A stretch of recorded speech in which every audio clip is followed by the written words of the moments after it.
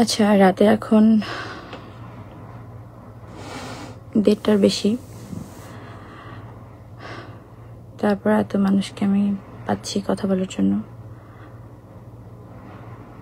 প্রায় না 5,000 মানুষজন। আপনারা হয়তো খেয়াল করবেন যে আজকে বিকেল থেকে, মানে দুপুরের পর থেকে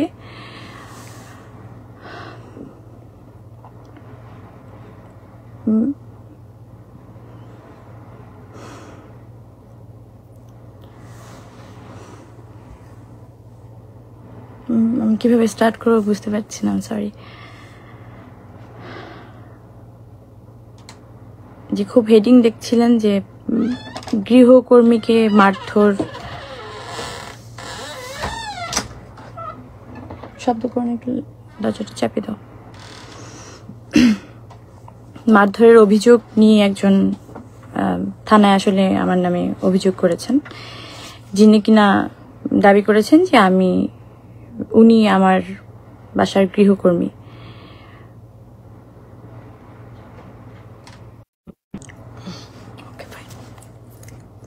পারবি?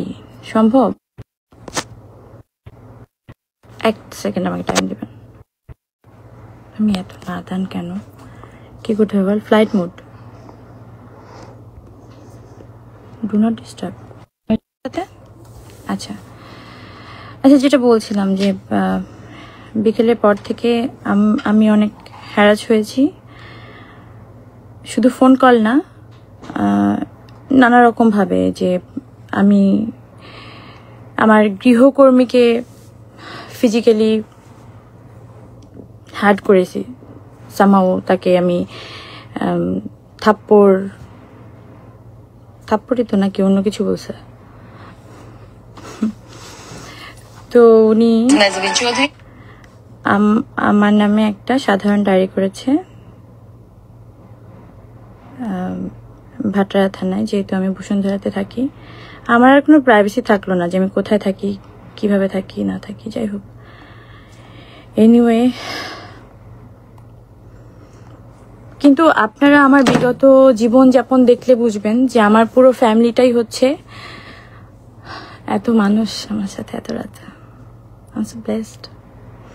যাই হোক, আমার যেটা বলার সেটা আমি বলি যে বিগত জীবনযাপন আমার যদি আপনারা একটু নজর দেন তাহলে বুঝতে পারবেন যে আমি আমার কোনো আত্মীয় স্বজন নিয়ে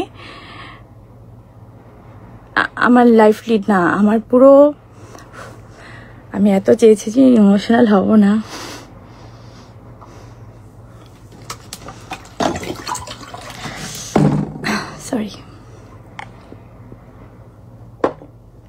সরি। তো আমার পুরো পরিবারটাই হচ্ছে আমার স্টাফদেরকে নিয়ে, এবং বারবার আমি স্টাফদেরকে নিয়ে সমস্ত অকেশনে, স্পেশাল অকেশনে আমি সবসময় ওনাদেরকে নিয়ে লেখালেখি করতাম, বা আমার ভালোবাসা দিবস বলেন বা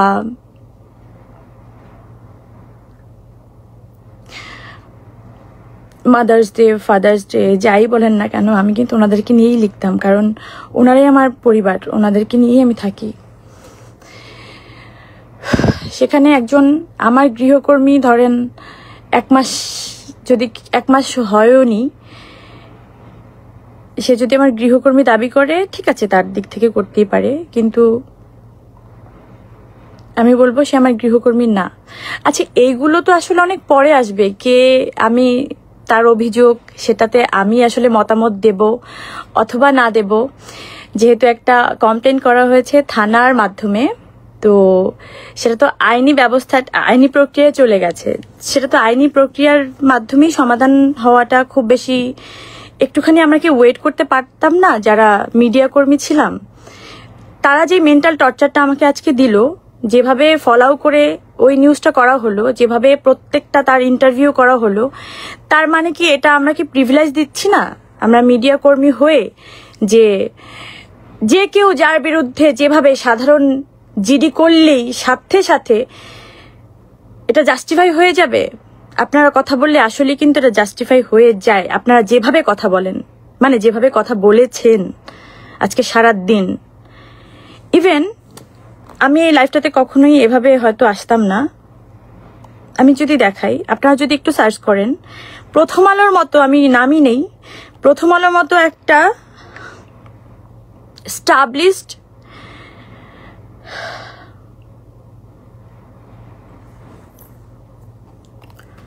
আমি খুবই আশাহত, আমি জানি না,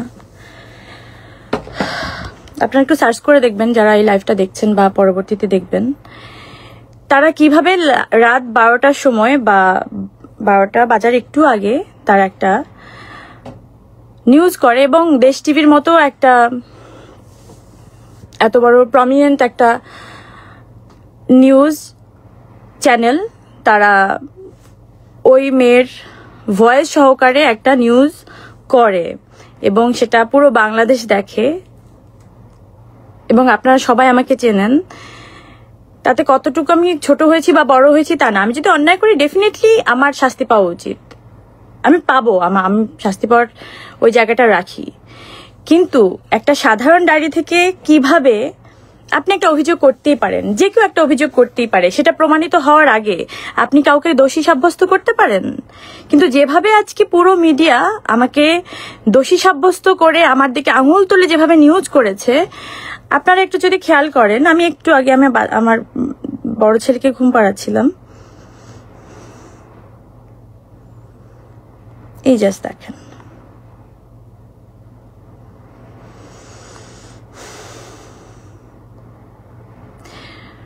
এক ঘন্টা আগে নিউজ, পরিমণির বিরুদ্ধে গৃহকর্মী নির্যাতনের অভিযোগ, যা বলেছে পুলিশ, বা পুলিশ যা বলছে। তো পুলিশ যা বলছে সেটা কিন্তু কোনো বলা বলি নেই, পুলিশ বলছে ওই এক লাইন নিচে এক লাইন দিয়ে দিল। কিন্তু পুরো নিউজের মধ্যে দেখবেন ওই মেয়েকে কি বলেছে, পুরো ডেসক্রিপশনে ওই মেয়ের পুরো বক্তব্য এমন ভাবে ফলাও করে প্রচার করা হলো যাতে যেমন ভাবে আমি একদম দোষী সাব্যস্ত হয়েই গেছি। তো এই মিডিয়া ট্রায়াল কবে বন্ধ হবে বা কেন হচ্ছে? আমি যখন জেলে গেলাম, যখন আমাকে একটা মিথ্যা অভিযোগে আমাকে অ্যারেস্ট করা হলো, তখনও যেভাবে 1 মাস ধরে 7 দিন রিমান্ড আর 20 দিন জেল, তো রিমান্ডের কথা বাদই দিলাম, সেটা কি হচ্ছে আপনারা সবাই জানেন। এই 27 দিন ধরে অন্য কোনো নিউজের কি কোনো বালাই ছিল? অন্য কোনো নিউজের কোনো কাটতে ছিল না, শুধু আমার এই নিউজটা। আজকে পরিমণি কি খেলেন, কোথায় ঘুমালেন, কম্বল দেওয়া হলো কিনা, তাকে কোন থালায় খাবার দেওয়া হলো, মানে এত নোংরাভাবে নিউজগুলো ফলাও করা হচ্ছিল যাতে সাধারণ আমজনতা, সাধারণ পাবলিকের মধ্যে একটা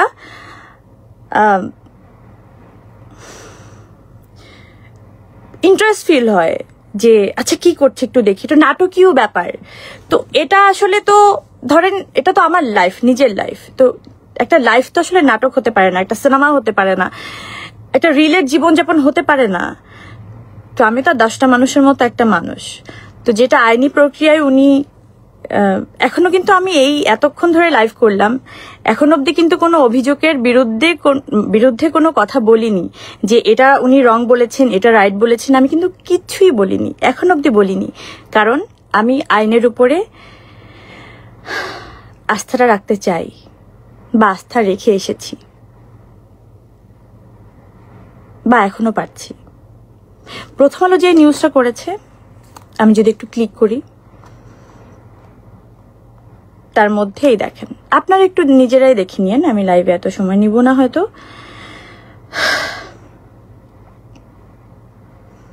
তার মধ্যে পুরোটাই ওই মেয়ের বক্তব্য,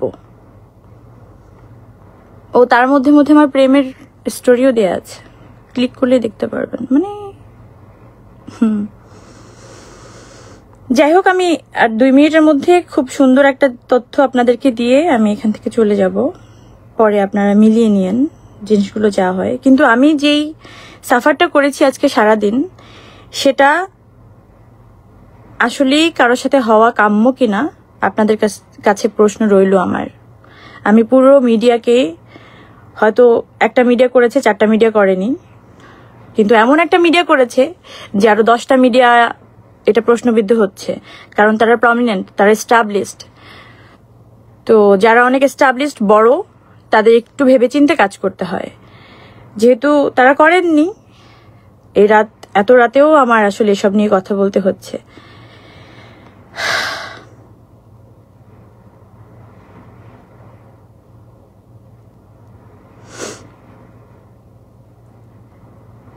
আচ্ছা, পুরো কনভারসেশনে, পুরো লেখার মধ্যে আমি কি করে আপনাদেরকে দেখাই বলেন তো? আমি তো এত স্মার্ট না আসলে মানে এইসব বিষয়ে।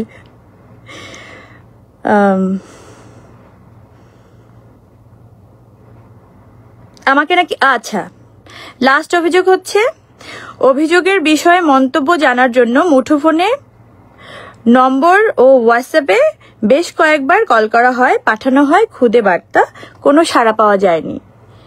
যেটা 1 ঘন্টা আগে অথবা 1.5 ঘন্টা আগে প্রথম আলো এটাকে পাবলিশ করলো। ওকে, এবার হচ্ছে আমার বাসায় রাত 9টা অথবা 9:30টার দিকেই,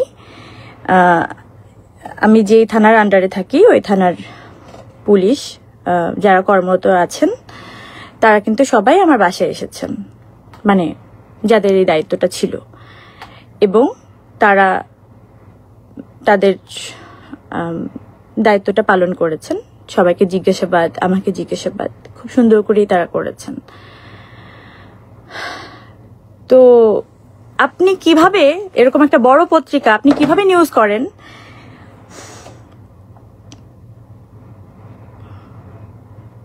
আপনি সন্ধ্যার সময় করতে পারতেন, রাতে করতে পারতেন। আপনি রাত 12টার সময় কিভাবে এই নিউজটা করেন যে তাদের সাথে আমার কোনো কথা হয়নি বা কোনো কনভারসেশন হয়নি? আমি তো আমার বাসায়, আমি কি পালিয়ে গেছি? আমি কোনো অপরাধ করেছিলাম? এখনো কিন্তু আমি এই কথাগুলো কেন আসছে আমি জানি না। মানে ধরেন এগুলো আপনারা আমাকে বাধ্য করেছেন। এগুলো কিন্তু আমি কোনো আইনি ভাবে কথা বলতে পারি না এগুলো নিয়ে, যেহেতু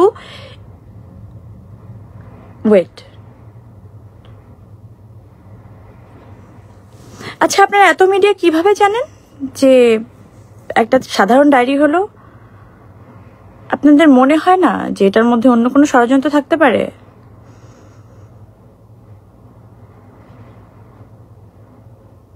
মানে একবারও কেন মনে হলো না আপনাদের? দেখেন, কেঁচো খুঁজতে বা সাপ না বেরিয়ে যায়। আমি তো অনেক কিছু নিয়ে মুখ বুজে ছিলাম বা মুখ বুজে আছি। আমি আসলে থাকতেও চাই তাই। আমার 2টা বাচ্চা, আমার এই ফ্যামিলি, আমার এই সুখ শান্তি, আমার কাজ, আমার জীবনযাপন এই নিয়েই থাকতে চাই। কিন্তু দেখেন, আমার বাসায় তো 9 বছর ধরে একজন কাজ করে। আমার যে ড্রাইভার, উনি 4 বছর ধরে আমার বাসায় কাজ করে। তার আগের ড্রাইভার ছিল 5 বছর, তো 4.5 বছর। তো এরকম বহুত মানুষ আমার বাসায় বছরের পর বছর কাজ করে। কই, তারা তো কোনো অভিযোগ করলো না। এই একটা মেয়ে কেন এই 1 মাসের মধ্যেই এসে এত অভিযোগ করলো? 1 মাসও হয়নি। আর যাকে কিনা আমি অ্যালাউ করেছি কিনা, আমার কোনো মন্তব্য আপনারা কি আসলেই পেয়েছেন? বা আমি দিতে চেয়েছিলাম, বা আমি দিয়েছি, সেটাও কি ফলো করে প্রচার করেছেন? করেননি। তো এগুলো অফ করেন, এগুলো করেন না।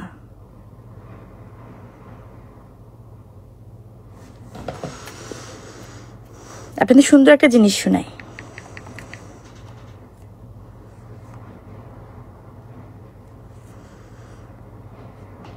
আমি কি এখনই সব প্রমাণ দিয়ে দেব? তাহলে আইনের কি কাজ? আমি তো আইনের উপর অনেক আস্থাশীল। আমি জানি না এই মেয়েটা কেন এরকম করলো। আমার এখনো মনে হয় ওর চোখের দিকে তাকিয়ে যদি বলি, মানে তুমি আমার সাথে তুমি এটা করলা, তো আমি ওর দিক থেকে যদি ভাবি, ও আমাদের কিভাবে তাকাবে আমি জানি না। আমি আসলেই জানি না। এত ভালোবাসার ফল যদি এটা হয়, তাহলে এই ভালোবাসা কেউ কাউকে না বাসুক। আমি সবাইকে বলতে চাই, আমার হাতে সব প্রমাণ আছে, কিন্তু এখন আমি দিতে চাচ্ছি না। কেন জানেন? বিশ্বাস করেন, আমি সত্যি আইনের উপর শ্রদ্ধাশীল। আই এম সরি, আমি এই ফার্মলিং করার জন্য আমি তো এসবের জন্য প্রস্তুত ছিলাম না। আমি এই পরিস্থিতি মোকাবেলা করতে হবে বলে আমি রেডি ছিলাম না।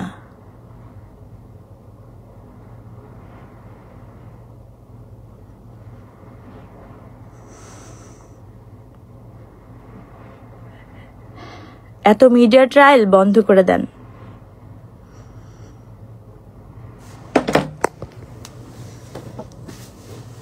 জনগণ কিন্তু আস্ত একটা মিডিয়া, প্রত্যেকটা জনগণ আস্ত একটা মিডিয়া। যদি সে সলিড হয়, সঠিক হয়, সত্যি হয়, এসব স্টাম্প মারা মিডিয়ার দরকার হয় না। এগুলো করেন না, এগুলো সুন্দর দেখায় না। আপনারা ভাবেন সাপোর্টিভ, এগুলো কি করেন আপনারা? একতরফা এগুলো করেন না, করলে সব দিক থেকে করেন। প্রমাণের জন্য ওয়েট করেন। আমার বাসার নিচে এসে ওয়েট করতে হবে কেন? আমি আপনাদেরকে নক দিব। ওই মেয়ে, আমি আপনাদেরকে কয়বার নক দিছি? ওই মেয়ে যে এতবার নক দিছে, এত মানুষদেরকে কিভাবে হায়ার করলো? আপনাদের নাম্বার কিভাবেও পেলো? নাকি আপনাদেরই গরজ? নাকি হাতে এস লেখা বলে আপনাদেরকে একটু বলদ ফলদ বলেছিলাম বলে আপনাদের গায়ে লাগলো? তো বলদের প্রমাণ দিয়ে দিচ্ছেন। আপনারা আসলেই বলদ, সলিড বলদ। আপনারা আপনারা গোবর, আপনারা পিচাস। আপনারা আইনের ঊর্ধ্বে যেতে চান, আপনারা মনুষ্যত্বের ঊর্ধ্বে যেতে চান, আপনারা জীবনের ঊর্ধ্বে যেতে চান, আপনারা সংসার, জীবন সবকিছুর ঊর্ধ্বে যেতে চান।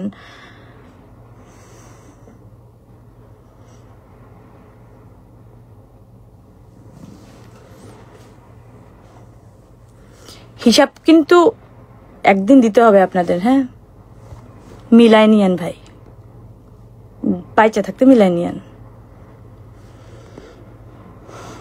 আর কালকে কি কি প্রমাণ চান না? প্রমাণ দিয়ে দিব না আজকে,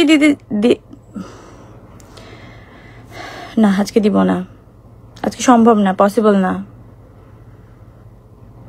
আমি তো কমিটেড পারসন, আমি তো আইনের উপরে শ্রদ্ধাশীল। আমি তো দেখতে চাই। আর আপনাদের এসব মিডিয়ার ফালতু দৌড় বন্ধ করেন। দিন শেষে তো আপনারা মানুষ হয়ে যান, একটু মানুষ হিসেবে চিন্তা করেন।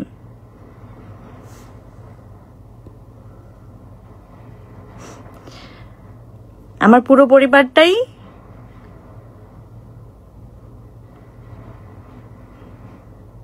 পরিবার যদি কিছু বোঝায় তাহলে আমার স্টাফরা, যারা কিনা 5-7 বছর ধরে আমার বাসায় কাজ করে না, আমাকে আগলায় রাখে, আমাকে ভালোবাসে, আমাকে বাঁচায় রাখে ভাই, আমাকে খাবার দেয়, আমাকে কাজে পাঠায়, আমার ডিপ্রেশনে, আমার দুঃখে সবকিছু তোরা পাশে থাকে। তো যাকে স্টাফ বলবেন, গৃহকর্মী বলবেন, বা জীবনের ওই মানুষটাকে বলবেন, ওই মানুষটার হিসেবে প্রাধান্য দিবেন, তাকে একটু হিসাব করে বলেন, দিন হিসাব করে বলেন। এত সহজ না কেউ কারো জীবনে এসে কারো জীবন নিয়ে নেয়া। ভালো থাকেন, দেখা হবে খুব তাড়াতাড়ি যদি বেঁচে থাকি।